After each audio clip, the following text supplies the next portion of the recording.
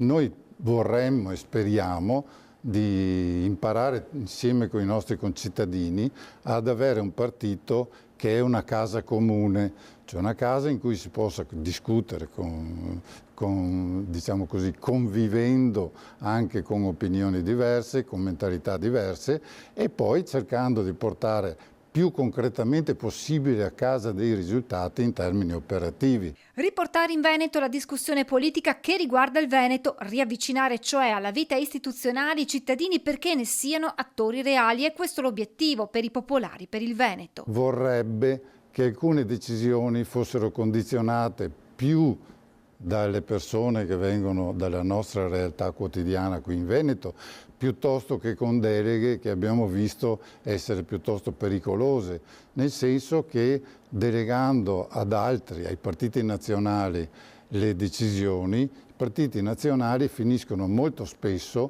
per prendere decisioni pro dom suo, si direbbe, cioè per casa propria. L'astensionismo resta la vera incognita di ogni tornata elettorale. Riportare i cittadini alle urne è la sfida. Per i popolari, per il Veneto, la scommessa da vincere è ben delineata. Ricostituire quell'abitudine nella discussione sulla politica che, se non ricominciamo a costruirla a casa nostra, è pericolosamente in mano a persone che sono lontane dai nostri problemi.